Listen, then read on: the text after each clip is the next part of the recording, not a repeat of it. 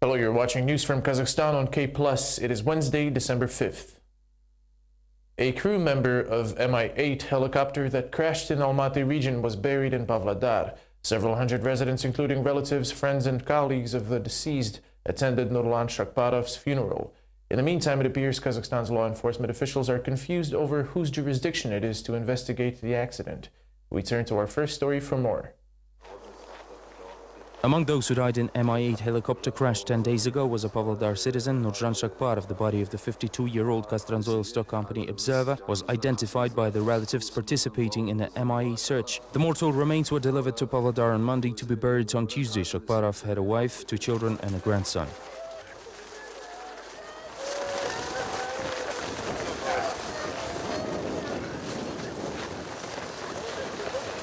The causes of the tragedy in the Almaty region are yet to be determined. The law enforcement authorities refer to the Ministry of Emergencies as the primary case investigators. According to the DIA head, Kalmuhamed Kasimov, the data allegedly obtained from the black box recorder is also a subject to examination by the ministry officials. Could you comment on the black box recordings? I can't, as they're being examined by the Ministry of Emergencies. In turn, the country's principal emergency rescuer referred the journalist to the police authorities, stating that the Internal Affairs Department, along with other law enforcement agencies, are currently following the incident clues. I don't have any information. It is being processed by the investigation team. The operational investigation group is primarily formed by the law enforcement agencies, such as the prosecutor's office and investigation experts. This makes it rather difficult for the emergency group to participate. While the top-level officials keep cross-referencing each other, the victim families find themselves at a loss. All they can do now is guess what caused the helicopter crash, killing their loved ones. Taldykargan remains at the forefront of the news. State prosecutor Kairat Yermakhanov requested 10 years imprisonment for former head of Sarybaktar border outpost Alexei Fomin. The defense considers this term unjust, and lawyers even delved into poetry, reciting verse. Hearing of arguments started at the trial over Alexei Fomin, ex-head of Sarybaktar border post. With open doors and mass media present, the parties of the trial voiced their opinion regarding the guilt of an officer in May tragedy on Arkan-Kergen border post, where 15 people had been killed. The public prosecutor Kairat Yermakhanov stated that the defendant needs to face punishment under 5 charges: concealing the fact of communication loss with Arkan-Kergen, illicit possession of ammunition, failure to act, abuse of power, lack of action on restoration of communication. Inflict punishment on the basis of serious crimes by absorption of less severe punishment by more severe. The final sentence for the accused will be 10 years in general regime correctional colony. None of the charges have been proved in a proper manner, says the defense. 30 witnesses have been heard during the 2 weeks of proceedings. Having studied investigation materials, the lawyer Azat Faizulin concluded that the military administration of Alexei Fomin was probably aware that the communication with the border post Arkan-Kergen was lost long ago, but took no measures to restore it. Most of the duty officers said, "We're not sure that the squad couldn't establish contact with Arkan-Kergen, because if Arkan-Kergen fails to establish communication with the squad, they must establish contact by themselves. What does Fomin have to do with this?" Another lawyer read a patriotic poem in defense of the accused. "The honor of the officer was valued higher than life, and serving your homeland was more honorable than medals. I dedicate this poem to officers who didn't boast, but simply performed their duties." Galina Fomina, mother of the border guard, also volunteered to defend her son. She has access to classified documents, as she had been working for NSC for many years. Не хочется думать о том, что есть какие-то указания свыше. "I'm overwhelmed by emotions, but I'm hoping that the court will pass a fair verdict. I don't want to think that the court might have received instructions from higher authorities. I want to believe that one has the right to be protected by law." Alexei Fomin also made a speech during proceedings. He noted that his ex-military chiefs should also be on the dock. However, they managed to escape trial by being fired.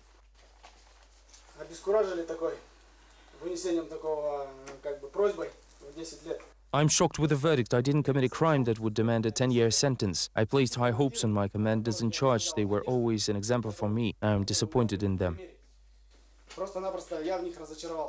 Alexei Fomin will be granted his last word on Thursday. After that, the judge Yerzhan Abdulin will withdraw to the conference room. It is expected that the verdict will be passed next week. Another defendant, border guard Vladislav Chelach, was assigned a new attorney, Zhumgaisha Sarjanova. Judge Yerbola Khmedjanov announced she has access to state secrets. Sarjanova was forced into the case after the absence of 2 of the suspected in the murder of 15 Arkankirgan outpost soldiers' lawyers, Serik Sarsenov and Serik Istiyarov. Here is how Chelach himself reacted to the new appointment. Do whatever you want, might as well escort me out of here because I'm done. I refuse to participate in the trial until the lawyer Sarsenov gets here. The escort may take away the defendant. The court still hasn't received the documents proving the illness of the lawyer Serik Sarsenov, said the judge Ahmedjanov. The second lawyer granted access to the classified material. Serik Istiyarov also fell sick and hasn't recovered yet. The court received a proof of his sickness. In the meantime, the review of the case continues. Serik Sarsenov is expected to be back participating in the trial already on Wednesday. In other news, Kazakhstan's security forces consider the threat posed by the Soldiers of Caliphate terrorist group quite real, admitted Vice Chairman of the NSC, Abdulkarim Abdukazimov. He made the announcement at the Senate session. Soldiers of the Caliphate is an organization created in the summer of 2011 by Kazakhstan citizens, claimed responsibility for 2 explosions that blasted in Atyrau at the end of October 2011. In April, the law enforcement officials responded by convicting 42 Atyrau residents to long sentences for participation in the preparation of terrorist acts and funding terrorist organizations, including Soldiers of Caliphate. Despite occasional threats to commit terrorist acts in the country, the Kazakh authorities didn't take them seriously until the last moment. It took over a year for intelligence agencies to realize the real threat of terrorist attacks. We believe the threat is real. We concluded that based on certain global trends and the fact that the organization Soldiers of Caliphate is composed of our citizens and fellow countrymen who are now being trained in committing terrorist acts on our soil. Kazakhstani refugee Meirman Shahuyanov was arrested in the Polish town of Zgierz. According to his wife Fatima Sarsenova, they ran from the country with 3 of their children after the December events. Having witnessed the tragedy on December 16th in Zhanaozen, it appears police officers took Shahuyanov from the refugee center. Our correspondents investigated whether it is true or not. On November 30th, unidentified men in uniforms abducted a Kazakh citizen Meirman Shahuyanov from the refugee camp in Zgierz in Poland. According to his wife, Fatima Sarsenova, their family fled to Europe following the December events of 2011 in Zhanaozen. The woman reported that her husband and brother were arrested by police during riots in the main square of Zhanaozen. He has been released when the relatives paid $3,000. In early 2012, Meirman and his wife and 3 children rushed to leave the homeland. They settled only in Poland. Yes, I heard that he was convicted on Monday, and those who promised us that we won't be extradited sent an inquiry to Kazakhstan to verify whether my husband was on the wanted list or had a criminal record. I told them that it's extremely easy to frame up a case against anyone in Kazakhstan. The law enforcement agencies of Kazakhstan referred us to Prosecutor General's office for extradition issues. However, the members of supervisory body couldn't provide a clear answer either. By contacting the embassy of Kazakhstan in Poland, we found out the following. Please call back later, I'll find out who is in charge of this. Unfortunately, I can't tell you that at the moment. Well, could you at least introduce yourself so that we could contact you later? Please call back later, would you? I'm in a rush, okay? There are too many questions pending in this strange case. Why did Meirman Shahuyanov happen to be on the square on December 16th, and what is he charged with? Did his family manage to ask for help and acquire a status of refugees? Moreover, how many citizens of Kazakhstan ended up in Poland after the events of December 2011? Most likely we'll hear more about this in the nearest future. If the Central Election Commission is to be trusted, then the electoral system in Kazakhstan is one of the best in the world. Commission officials spoke about it on Tuesday outside the conference that included representatives of the European Commission and regional election bodies. The issues discussed during this meeting also included how to properly prepare the voters' lists, how to form an election committee and participation of political parties in the elections. International experts have recommended to improve Kazakhstan's electoral system in accordance with European standards. However, the Central Election Commission representatives spoke very explicit in this regard. Even if the electoral system of Kazakhstan is not the best in the world, it is still one of the best. However, how well this law is executed is another issue, while the laws in our country are quite democratic. At least 3,000 volunteers will be designated to inform foreign guests about Kazakhstan at the World University Championship 2017 that will be held in Almaty. Minister of Education and Science Bakhtjan Zhumagulov said the government is planning to educate these volunteers abroad. The announcement was made on Tuesday in hallways of the parliament.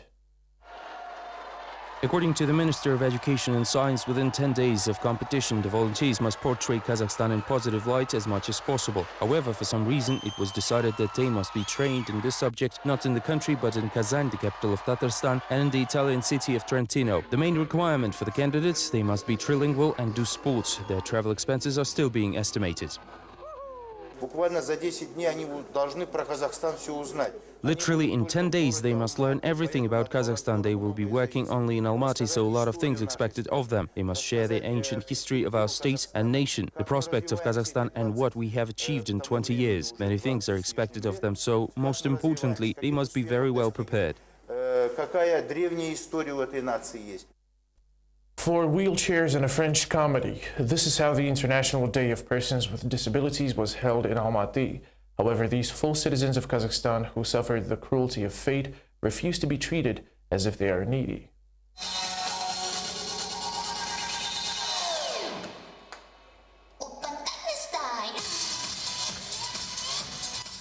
Like the regular members of the society, the citizens, often called handicapped, celebrated the International Day of People with Disabilities. According to the most optimistic statistics, in Almaty alone there are about 35,000 of them. Unfortunately, their needs are disregarded.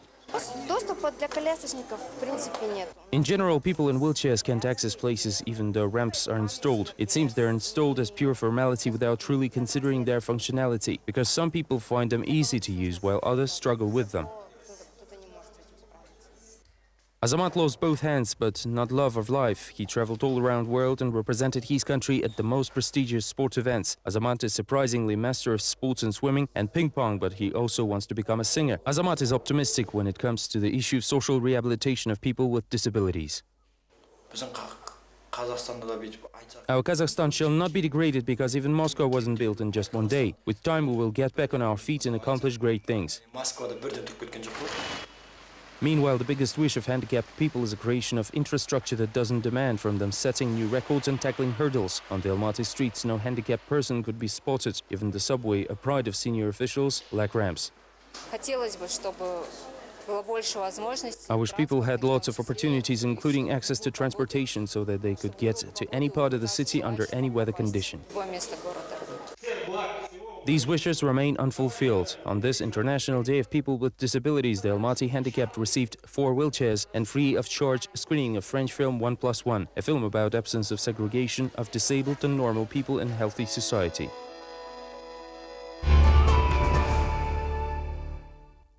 A sanctioned demonstration against raising women's retirement age to 64 years, as well as increasing a work week from 40 to 60 hours, was held in Almaty.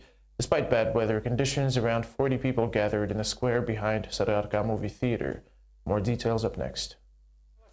Almaty faces another wave of protest against raising the retirement age for women. The past weekend was marked by the 3rd rally in a row to criticize the idea of increasing the working week from 40 to 60 hours. Around 40 people went out to the special outskirt picketing area designated by the government to express their resentment in a beastly cold. Half of the people attending the picket were the observers from city administration, NSC and police department. The other half was represented by the activists of the Kazakhstan Socialist Movement, the Leaf Housing to People Public Association and the Communist People's Party.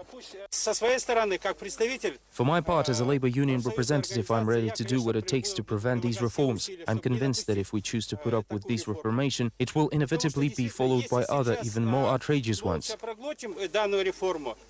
The proposal on increasing retirement age from 58 to 64 years of age for the Kazakhstan women is being pressed by the National Bank chairman. The president's article in 20 Steps Towards the Universal Labor Society triggered a flow of suggestions on boosting the workflow efficiency, such as raising retirement age for men, adopting a 10-hour workday and increasing the workload to 60 hours a week. But Tugur Suleimanova is a frequent picket participant. She believes that protest rallies do result in positive developments, although they may seem insignificant. She's also convinced that further tightening of working conditions will surely provoke mass disorders. The government should take a possible backlash into close consideration. People subjected to continuous iniquity simply won't keep silent forever. The communist Vyacheslav Artemiev shares the workers' grievance. The city committee member resented the fact that pension reforms were being introduced through capitalist wage slavery. He admitted that influencing the lawmaking process from within would be a lot easier. However, the difficulty of making it into the government leaves no option but engaging in mass protests. We could call a one-day countrywide labor strike to finally evoke some response from the government. Of course, this is unlikely to result in dramatic changes, but at least there might be a minor positive shift. The protesters' passionate speeches were silently witnessed by effigies of the Ministry of Labour and Social Protection and the National Bank, which were made to engage in some kind of performance in case no one would come to support the protest. However, the rally did come off, thus leaving the shirts and nameplates to serve as the event decorations. Finally, parents of a 14-year-old resident of Shymkent were surprised to learn that their son has suddenly lost his hearing. The teen blames his physical education teacher for the accident that took place at school number 13 around 2 weeks ago. All this time, the adolescent kept his silence at the insistence of his teachers.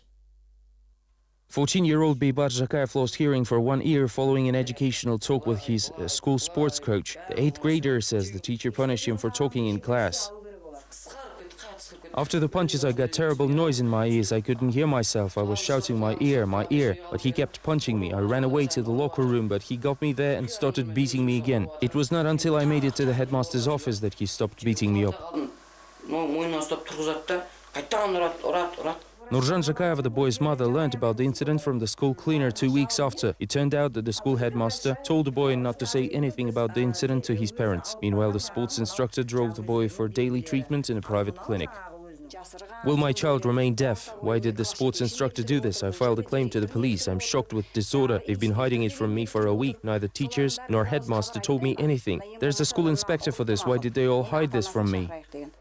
The school headmaster says that it was the boy's wish not to tell anything to his sick mother. The school sports instructor handed in his resignation repeatedly and then took a sick leave. The People says that the sports instructor Shingizbayev Begzat hit him in his left ear. The sports instructor denies this and says that it was the ball that hit him. He wants to prove it in court. The school headmaster and the class teacher have concealed the incident. This is a serious violation as they didn't think about child's health. The principal didn't even ask the sports coach to draw up a report on what had actually happened. Therefore, we're going to investigate all the circumstances of the incident.